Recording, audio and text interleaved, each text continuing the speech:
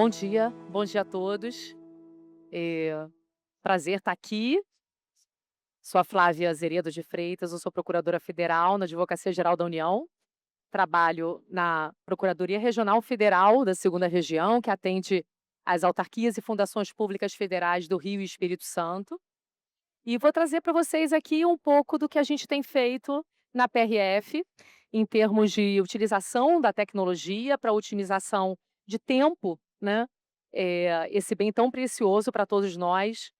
Ah, o meu órgão jurídico recebe por dia cerca de 8.000 intimações judiciais, né, incluindo citações, obviamente. Então, é um volume muito expressivo de processos, a gente realmente precisa se valer da tecnologia, se valer da inteligência artificial para dar conta, de todo esse volume. Mas não apenas isso, né, a nossa atuação ela também envolve processos complexos, processos específicos, processos, né, diferenciados, que precisam também de uma atuação diferenciada, né, uma atuação prioritária e estratégica, para além desse contencioso de massa, que demanda essa otimização maior. Então, eh, a gente vai trazer um pouco aí a questão da tecnologia e da otimização, e na nossa atuação em contencioso de massa e estratégico. Primeiramente, trazer, né, um pouco para vocês aqui do nosso sistema Sapiens, o sistema Sapiens de inteligência jurídica, adotado por toda a Advocacia Geral da União.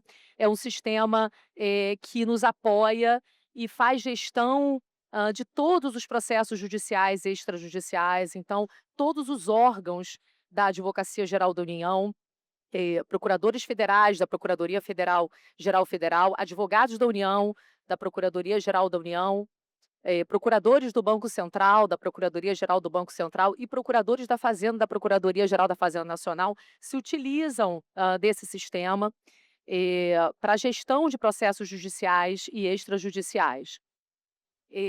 Então há ali esse controle, né, de todas as intimações. Então a gente quando, quem atua no contencioso recebe já as intimações vindas do Poder Judiciário nesse sistema, e é um sistema que nos permite fazer tudo, né. Então a gente elabora a petição, nesse sistema, a gente protocola as petições diretamente, nos sites dos poderes judiciários, né, especialmente, Justiça Federal, né, mas também temos conexão com a Justiça do Trabalho. É um site tam é um sistema, uma plataforma que nos permite também fazer pesquisas, né, em outras minutas, em outras, peças que porventura colegas tenham já disponibilizado. A gente obtém então essas informações, a gente cria os ofícios, nós representamos, né, dezenas, pelo menos aqui no Rio de Janeiro, dezenas de entidades públicas federais, então a gente precisa sempre estar solicitando subsídios para as entidades, para obter essas informações e fazer a defesa, fazer a representação, judicial.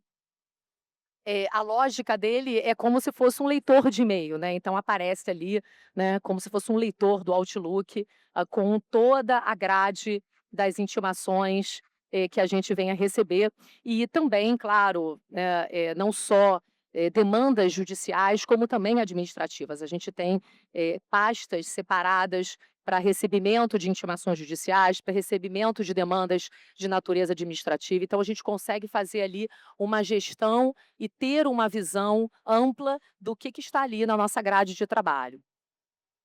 E conseguimos também fazer, né, a assinatura, das próprias peças, né, no próprio sistema para envio, seja do ofício, seja do parecer de força executória ou seja da própria petição. Trago aqui para vocês exemplos de 3 aplicativos que a gente utiliza para a nossa atuação prioritária. Então, como eu disse, um órgão jurídico, público, né, ele não só atua com demandas de massa, como também ele atua com ações estratégicas, com ações complexas. Então, assim, é preciso ter esses 2 olhares, a gente precisa se utilizar da tecnologia, tanto em benefício dessas ações, desse acompanhamento estratégico, como também na gestão das ações de massa. E o Spock, nosso desenvolvedor, ele é um amante, do Guerra das Estrelas, então ele nomeia os aplicativos, os softwares que ele cria, com base nesses personagens. Ele funciona como sistema push do TRF2, né, então a maioria das intimações que a gente recebe vem da Justiça Federal, e ainda que a gente receba também, muita coisa da Justiça do Trabalho e do Poder Judiciário Estadual, e ele funciona como esse sistema push. Então qualquer movimentação, né, que ocorre naquele processo, a gente recebe essa movimentação para poder estar alerta e saber como é que está andando ali uma ação estratégica que a gente precisa fazer esse acompanhamento. O Kirk, ele é um software que nos ajuda a identificar ações, também de atuação prioritária em pauta de julgamento do TRF2. Então a gente recebe, enfim, né, são centenas de processos, muitas vezes pautados para aquela semana, então a gente precisa realmente identificar e se utilizar da tecnologia para pescar, identificar essas ações que a gente precisa de um acompanhamento especial, que precisa fazer uma sustentação oral, que precisa ter ali, né, esse acompanhamento diferenciado e que foi pautada para julgamento, no TRF2.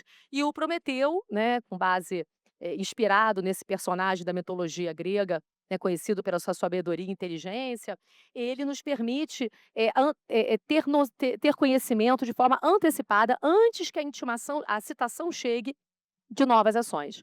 Então, assim, antes mesmo de receber a citação oficialmente ali, pelo nosso sistema Sapiens, esse aplicativo, ele nos permite identificar que uma ação relevante foi proposta, e isso faz com que a gente se antecipe na colheita de subsídios e na preparação ali da defesa, da representação judicial da entidade.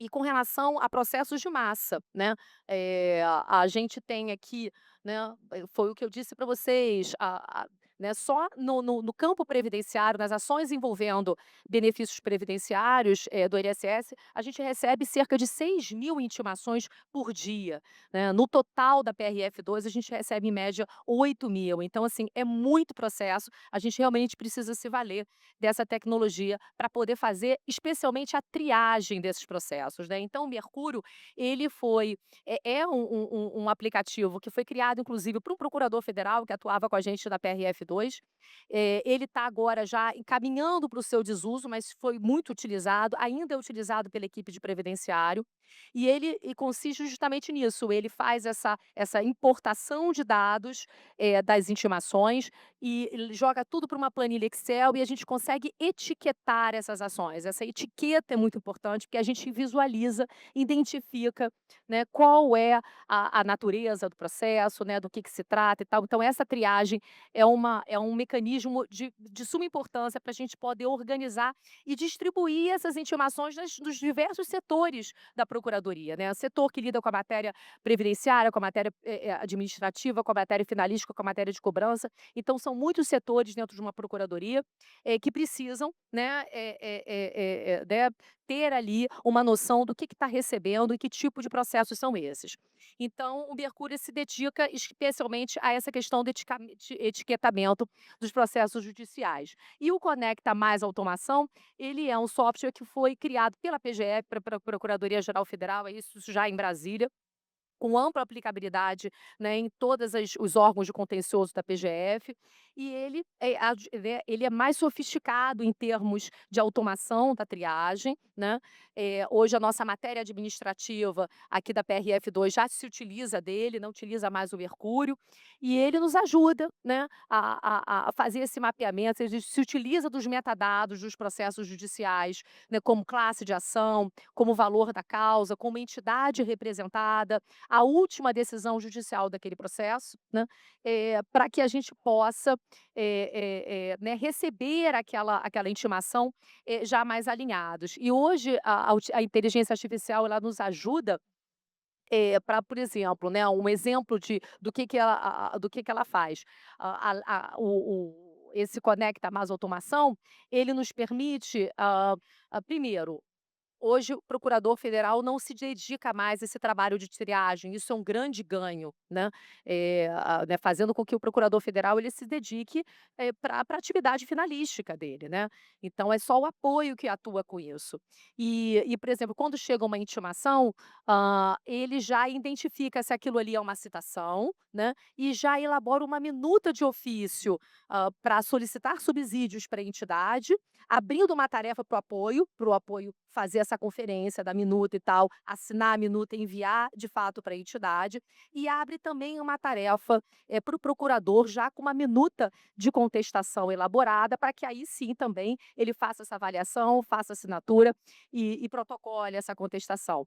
Também identifica a partir da matéria do caso, se é um caso de acordo, né, então ainda tem isso, ele já identifica, esse assunto e vê se aquele assunto ele é elegível, teoricamente, para uma proposta de acordo e encaminha para a equipe responsável. Então, assim, em linhas gerais, para vocês terem uma ideia, é isso aí que a gente tem utilizado, né, e o quanto que a tecnologia e a inteligência artificial, ela nos ajuda nessa redução do custo do tempo, que é muito importante para um órgão, como o nosso, que recebe, né, milhares de intimações por dia.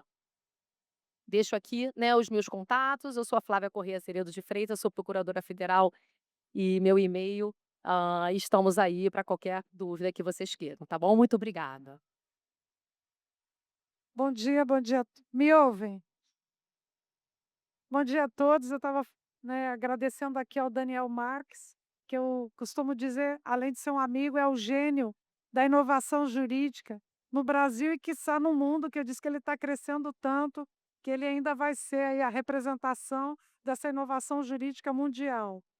E o tema hoje aqui é extremamente simbólico, né, que é a odisseia da inovação jurídica. E talvez a palavra mais importante aqui seja odisseia, porque inovação jurídica, não é um ponto de chegada, né, é uma travessia, é uma adaptação, é uma transformação contínua.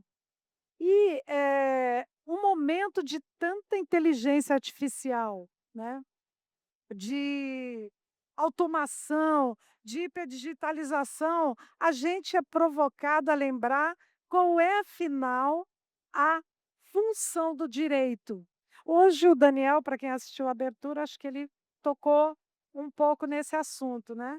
Porque a tecnologia, ela acelera esse procedimento, mas, a função do direito, ela continua sendo essencialmente humana. Eh Produzir aí equilíbrio, eh, segurança jurídica, sobretudo essa segurança jurídica nas relações, sociais. Bom, eu vou trazer um pouquinho de experiência do Banco do Brasil, há 30 e quase 33 anos no jurídico do Banco do Brasil, administrando há 8 anos, né, como diretora jurídica. Eu digo que depois da AGU, ao maior escritório de advocacia, a gente tem quase 900 advogados, mais 300, funcionários de apoio, com mais de 1 milhão de ações. Viu, Flávia? Sei que a AGU tem muito mais ação, mas a gente, para um banco, isso é bastante também. Mas também num país onde a gente inicia o ano com 76 milhões de ações em tramitação, então é o país da judicialização. Então, quando você fala de um Banco do Brasil que tem uma capilaridade, né, de norte a sul do Brasil, a gente está presente, não é digitalmente, mas presença física em quase todos os municípios, né, o ideal seria não ter nenhuma ação judicial, mas no país da judicialização isso é difícil. Então, uma das coisas que eu aprendi nesses 30 anos no jurídico do Banco do Brasil foi que nenhum departamento jurídico consegue crescer na mesma velocidade da litigiosidade brasileira, não consegue. A todo dia, o Brasil, né, o CNJ em números coloca que eles conseguiram baixar 40 milhões de ações, mas entraram 39,6%, 39,600 milhões de ações. Ou seja, a litigiosidade sempre cresce e um departamento jurídico não consegue acompanhar essa litigiosidade. E daí a pergunta que vem é: a gente deve, usar a tecnologia? Só que a pergunta não é essa, né, eu digo que eu, como dentro do departamento jurídico do Banco do Brasil, como que eu continuo entregando, qualidade, estratégia e resultado para o Banco do Brasil com segurança jurídica e com as estruturas cada vez mais pressionadas? E aí, eu fiz, assim, bem rapidamente, né, essa odisseia, então eu dividi em 4 lições de odisseia, trazendo o título maior aqui do evento. E a primeira lição é que existe um erro quando a gente pensa em eficiência, porque a gente pensa trazer tecnologia e os seus advogados, eu também sou professora, os alunos te perguntam: "Então a tecnologia vai substitui o advogado?" Essa é sempre a pergunta que nos fazem, seja você como coordenadora de um grande grupo de advogados, seja na própria universidade, ensinando aí a garotada. Mas na verdade, na prática, essa melhor tecnologia, ela vai devolver tempo qualificado para o profissional pensar, para negociar, para prevenir riscos, e eu estou falando de uma advocacia dentro de sistema financeiro, para tomar decisões estratégicas, porque o maior desperdício de um departamento jurídico, ele não é financeiro, e eu imagino que seja isso também na AGU, mas é gastar inteligência humana com tarefas repetitivas. Não é mais possível, gente, hoje, a gente ter advogados gastando horas em localizando documentos, copiando peças, organizando planilhas, repetindo petições, petições padronizadas, fazendo esses controles mensais. Então, quando a tecnologia assume essa esse papel operacional, né, Flávio, você colocou bem, o advogado, ele volta então fazer o que lhe a essência, né, fazer esses itens que eu coloco ali. E eu coloco aqui que a tecnologia que a gente implementou, eu vou trazer um exemplo aqui, bases únicas de precedentes. Quando a gente tem grande contencioso, o grande risco é a gente ter fragmentação de conhecimento. Então, eu tenho jurídico espalhado pelo Brasil todo e escritórios de advocacia contratados por meio de licitação. Eu tenho, imagine, 100.000 ações para discutir, revisão contratual, discutir juros, discutir tarifas, discutir, às vezes, até indenização, de qualquer espécie.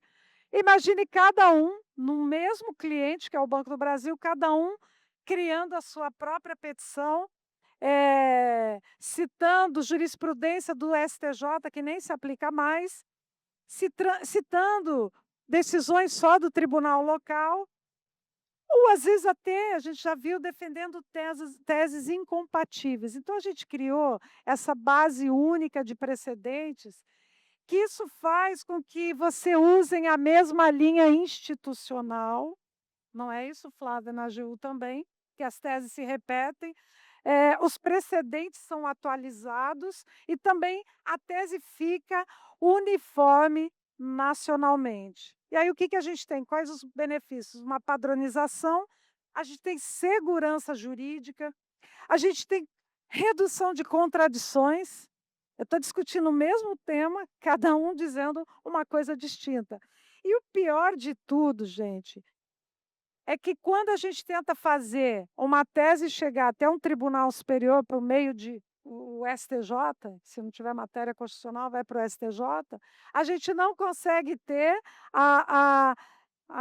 os recursos não são admitidos porque você tem problema no primeiro grau. É ali que a gente tem que trabalhar bem, primeiro e segundo grau, para fazer com que os recursos e teses que a gente tenha chance, com a jurisprudência pacificada do STJ, às vezes a gente perde.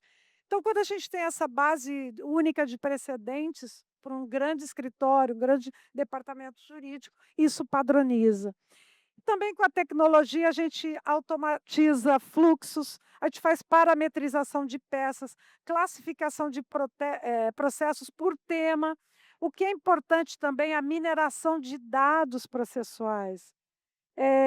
Isso permite com que o jurídico ele deixe de atuar apenas olhando em casos específicos, isolados, mas você consegue enxergar, um comportamento sistêmico. Por exemplo, juízes com maior discussão, de operações de crédito, de cartão de crédito, a gente tem uma discussão grande hoje de PIS/PASEP, revisão contratual.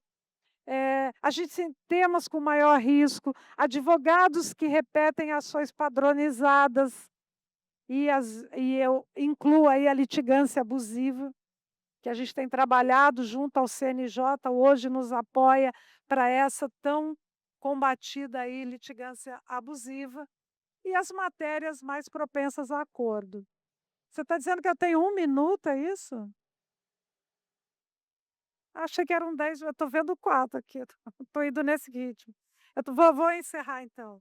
Aqui, os dados que mudam a forma de decidir.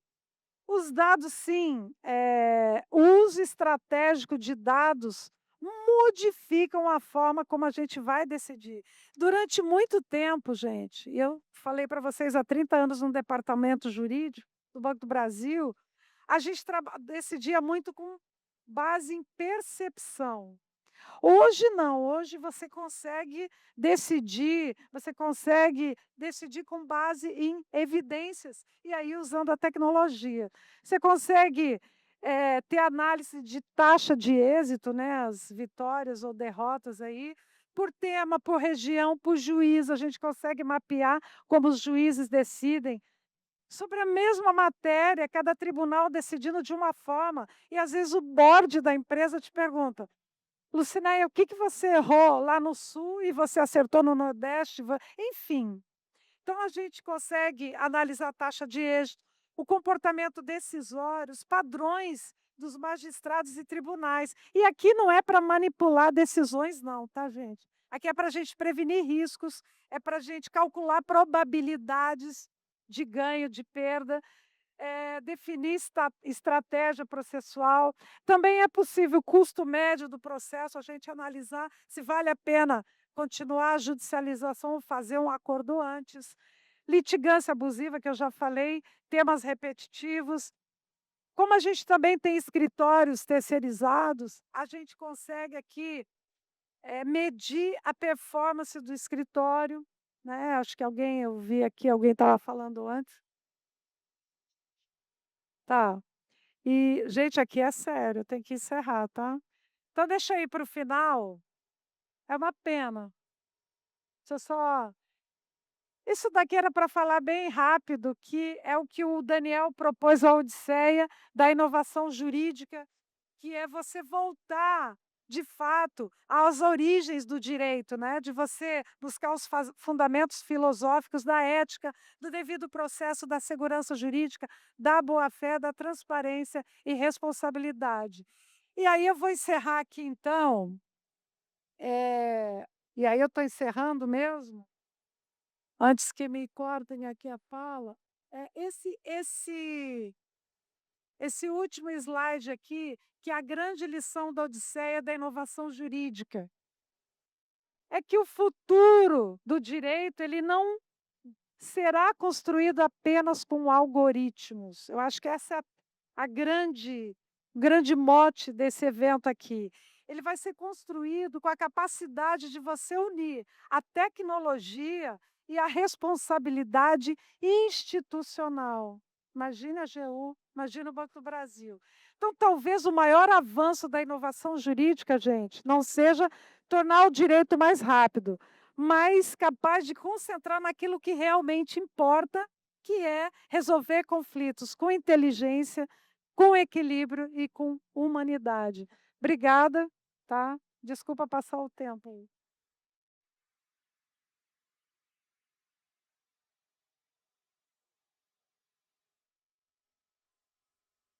Pessoal, boa tarde. Falar depois de Flávia e Lucinéia. Nesse tema, Lucinéia, você esgotou um pouquinho do que eu pensava em falar. Vou tentar aqui trazer um um viés mais privado e eu acho que talvez um pouco discutir um pouco pessoas nesse papel da tecnologia. Eu primeiro agradecer a todos, agradecer a Daniel pelo convite, meu amigo.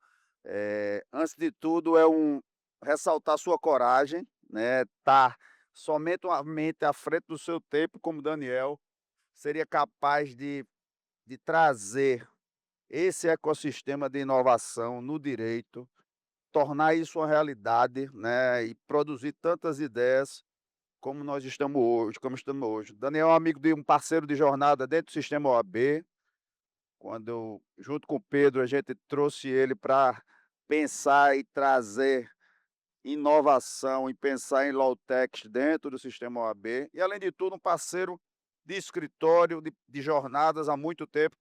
Uma honra estar ao lado aqui de Pedro, Flávia, Lucinéia, são referências pessoais de de cada um com sua história e uma ligação, por coincidência, cada um com uma história de ligação pessoal que me dá uma satisfação maior de estar aqui.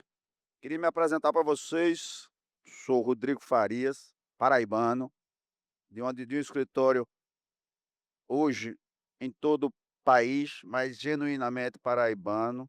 Sou formado pela Universidade Federal da Paraíba, mestre pela Universidade Federal de Pernambuco e doutor aqui pelo Rio de Janeiro. E diria que nesse tema, o que seria minha característica pessoal é uma mente que busca gestão e inovação, um inquieto sobre alternativas dos nossos rumos e um inquieto de pensar e de propor e de tentar discutir um pouco sobre esses cenários de modernidade, de direito, de pessoas e de tecnologia. Eu fiquei pensando o que trazer para vocês hoje aqui, eu disse, e para não fazermos um debate frio, eu vou trazer um pouco da minha história de escritório, que passa um pouco dessa jornada concreta, dessa jornada de tecnologia na nossa vida. Eu tenho 26 anos de formado, então eu vivi, Pedro, todas essas transformações do analógico ao digital. Então, de um escritório contencioso, onde a estrutura era voltada para o controle, eu diria, quase manual, onde o bom era quem fazia o excesso, aquele que ficasse até a noite trabalhando, aquele que fizesse o retrabalho, retrabalho, retrabalho. Essa era uma época de valorização do excesso.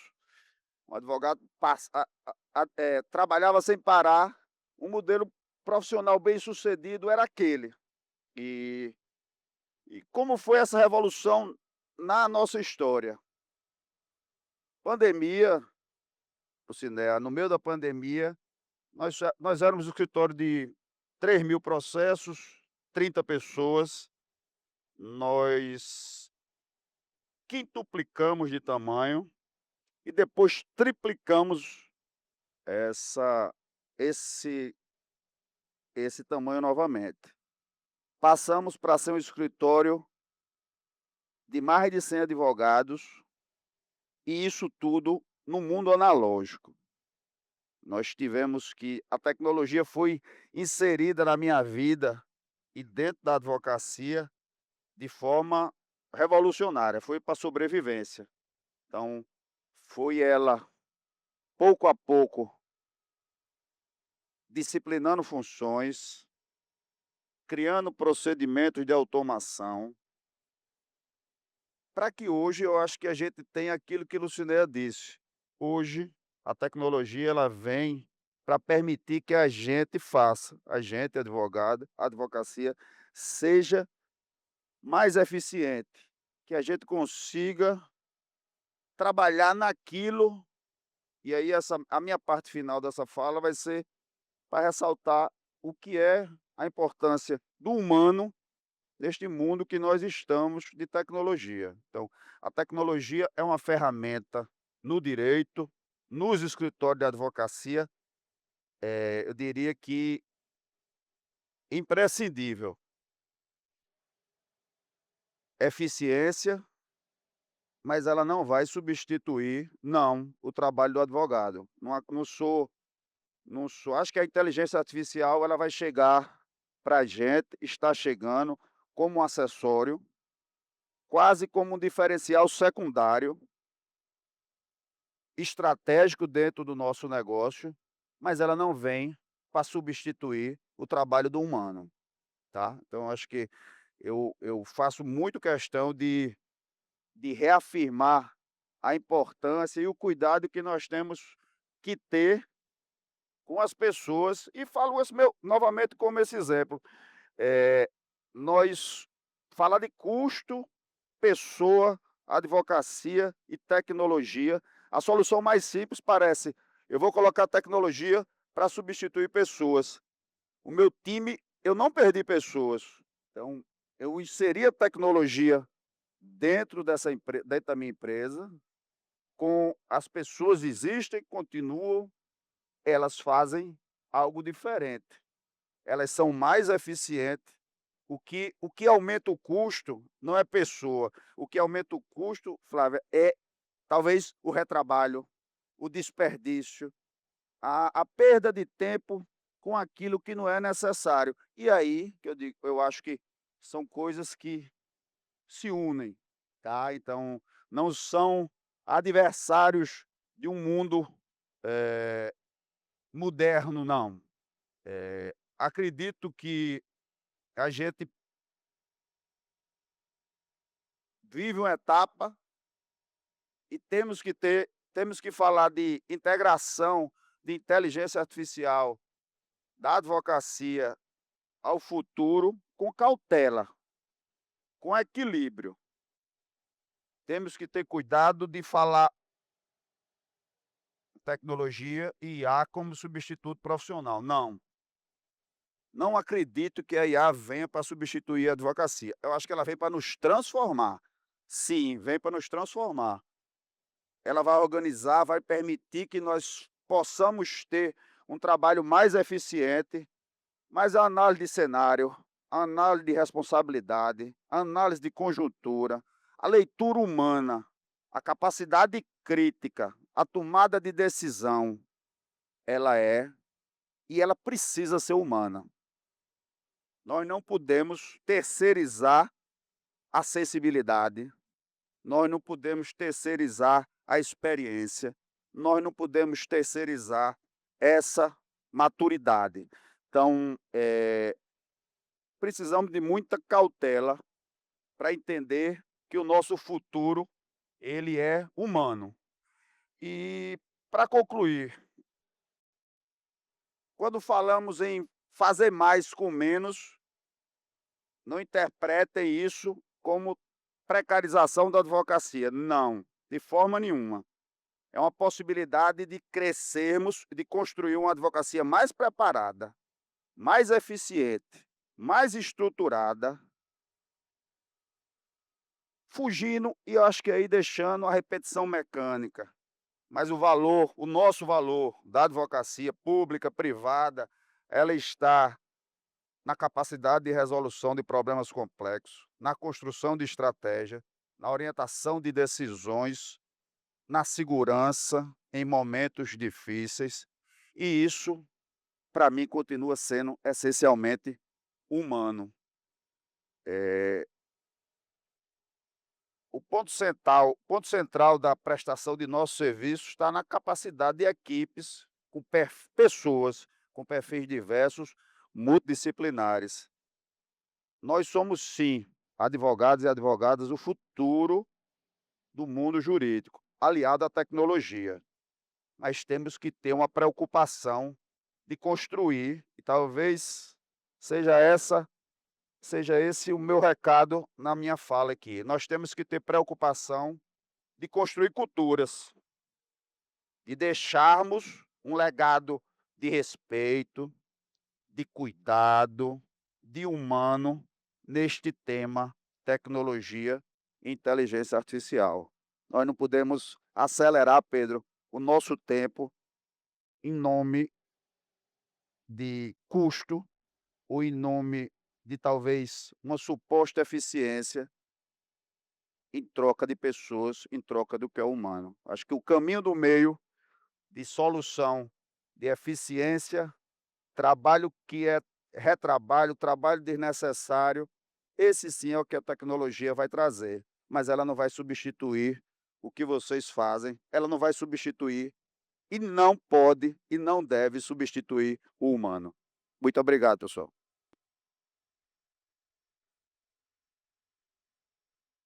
Pedrinho.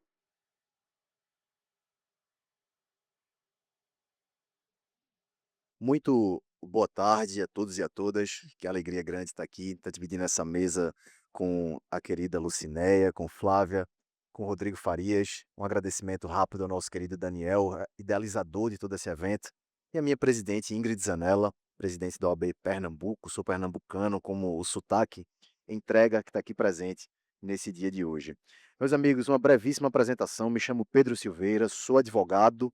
Estou atualmente integrando o sistema OAB como presidente da Caixa de Assistência da Advocacia do meu estado, com muito orgulho. E foi bacana a gente ter aqui uma visão da AGU, uma visão de um colosso que é o Banco do Brasil, a visão de Rodrigo, que além de ser empresário, é dono e sócio de um escritório de advocacia de grande porte, e agora a gente poder ter um pouco da visão da nossa instituição, da nossa OAB, da nossa Caixa de Assistência. Então, o que é que somos? O que é que uma caixa de assistência faz? Ela busca facilitar. Ela faz convênios, ela traz estrutura, ela traz saúde. E a área de convênios é uma das mais importantes que existem, porque a gente faz parceria com as centenas e milhares de empresas que estão aqui presentes. Com Jus Brasil, a gente cuida com Jusfai, com todo tipo de empresa, a gente está fazendo parcerias para trazer o melhor para a nossa advocacia. E o nosso interesse maior é facilitar a vida do advogado. E antes de mais nada, a gente precisa ouvir e entender o que é, quem é a nossa classe. Quem são esses quase 2 milhões de pessoas que estão espalhados pelo Brasil inteiro. Essa oportunidade de estar à frente de uma caixa de assistência faz a gente entender que a advocacia ela é uma classe completamente diferente. Não existe uma unidade, não é uma classe homogênea. O advogado daqui do Rio de Janeiro, ele vive uma realidade totalmente distinta do advogado que está aqui em São Paulo, ou que está lá em Brasília, ou que está em Pernambuco, ou que está na Paraíba. Rodrigo sempre menciona o advogado que está no Amazonas, que precisa pegar um barco para ir de um rio, de um lugar para o outro, para fazer uma audiência. Então, não é uma classe fácil de a gente ler, mas a gente consegue entender. Isso é fundamental para que a gente possa aplicar tecnologia na vida da advocacia. Então, a primeira coisa que a gente se perguntou, qual é a realidade financeira do advogado e da advogada brasileiro e brasileira? É rico? É pobre? Esse dado a gente tem fácil. O Glassdoor mostra aqui a média de um salário ou da receita de um advogado e de uma advogada por mês é de R$ 3.750. Isso é a média do Brasil. Em estados como Piauí, são 2 salários mínimos. Então a gente vê que a advocacia, esses quase 2 milhões de pessoas, são pessoas que não vivem uma vida de luxo, estão longe disso. E quando a gente pensa em tecnologia, quando a gente pensa em soluções para essa classe, é fundamental a gente levar essa realidade financeira dessas pessoas em consideração. A maioria dos advogados e advogadas, eles trabalham em escritórios grandes, eles são sócios, eles são donos, eles são funcionários CLT, eles são prestadores de serviço, eles são associados. O que é que eles são? Curiosamente, 4% desses quase 2 milhões de pessoas são sócios de escritórios de médio para grande porte, com mais de 6 pessoas. 13% trabalham, são funcionários de escritórios com mais de 6 pessoas. 17% trabalham em escritórios pequenos e 65% da advocacia do nosso país são empresários individuais. São sociedades unipessoais, o advogado sozinho, sem mais ninguém, os famosos autônomos. Essa é uma informação fundamental para quem quer empreender na área de Lawtechs e Legaltechs. A maioria absoluta são advogados que estão sozinhos, sem equipe. Quantos clientes essas pessoas têm? 27% da advocacia tem mais de 50 clientes por ano. A maior parte, entre 70% da advocacia, tem até 10. Então a gente está vendo que existe uma questão de fidelização. A advocacia tem poucos contratos e poucos clientes que eles costumam cuidar de perto. A advocacia em massa não é o que compõe o grosso da nossa classe dentro do Brasil. Como é que existe a descoberta? Como é que esse cliente se aproxima da advocacia? A expectativa é que a OAB ajude, é que o Jus Brasil ajude, é que plataformas de conexão entre clientes e advogados ajudem, mas na realidade, praticamente toda a transação entre um cliente e um advogado acontece através de indicação. A velha e boa indicação de amigos e de família é dominante. A internet aparece aí, mas ela aparece ainda de forma subutilizada. Quais são os canais de comunicação? Como é que a advocacia se comunica com seus clientes? E-mail é uma coisa que está cada vez mais superada. Ainda grandes escritórios fazem por questão de formalização e os escritórios que têm processos e protocolos mais organizados, mas a maioria da advocacia se comunica através de WhatsApp. O WhatsApp é rei do modelo de comunicação da nossa classe. E o que é curioso, gente? Esses dados que eu estou trazendo é de uma pesquisa feita pela B2L, está liderada pelo nosso querido Daniel, que é uma pesquisa que fez a gente enxergar um horizonte muito mais claro do que a gente conseguia enxergar antes. Um fun fact que eu acho muito curioso é que essa pesquisa fez uma pergunta para clientes e fez a mesma pergunta para advogados. A pergunta era: o que importa para você, cliente, no seu advogado? E perguntou para o advogado: o que você acha que o cliente acha que é importante que você tenha? E os advogados todos responderam: eu tenho certeza que o que mais importa é a minha experiência, é a minha seriedade. E os clientes responderam algo completamente distinto disso. Poucos levavam em conta a experiência, eles levavam em conta empatia e proatividade. Para você ver como esse contato pessoal, essa coisa do carinho, essa coisa do cuidado, é algo que faz todo sentido na relação entre cliente e advocacia. O que é que essa pesquisa traz para a gente? Primeiro insight aqui interessante que vale a pena a gente memorizar. O primeiro que somos majoritariamente independentes, tá? 2 em cada 3 advogados atuam solo. Isso para quem trabalha com tecnologia jurídica é um sinal. Tecnologia plug and play. Isso é fundamental, isso funciona. O advogado precisa ter algo que seja fácil dele abrir, utilizar, linkou, cadastrou e está pronto para ajudar a vida dele. Carteira curta pede pós-venda forte. Como é que a gente usa tecnologia para atender uma carteira tão pequena? O WhatsApp é rei, a gente já falou sobre isso, é o canal preferido pela maioria absoluta dos clientes. A gente, na Caixa de Assistência de Pernambuco e na OAB Pernambuco, também estamos atentos a isso e estamos usando essa ferramenta como uma ferramenta primordial de comunicação com a nossa classe, com os nossos advogados, e é a maneira mais eficaz. Quer divulgar um evento, quer divulgar uma campanha de vacinação, que a gente fez esse ano, a maior campanha de vacinação da história da OAB no Brasil inteiro, liderada pelo nosso querido Rodrigo Farias. O WhatsApp é a forma de chegar em todo mundo. Então, estamos, tá? E uma observação: a OAB aparece como referência por todos os advogados como uma forma de aproximação, de networking, além de plataformas online. Mas poucos ainda usam, ainda buscam a instituição de forma ativa, o que mostra um espaço de mercado para trabalho entre conectar clientes e advogados. Eu não quero me estender muito, sei que o horário do almoço aqui está chegando, mas quero concluir trazendo essas informações. Espero que sejam úteis na construção das nossas ferramentas, nas ideias e nos insights que a gente venha a ter. E a lembrar que a nossa Caixa de Assistência de Pernambuco, a OAB Pernambuco, a gente está à disposição, a gente está aqui para ouvir, a gente está aqui para construir e 100% às ordens e à disposição para a gente colaborar junto, fazer parcerias e convênios. Muito obrigado, boa tarde a todos.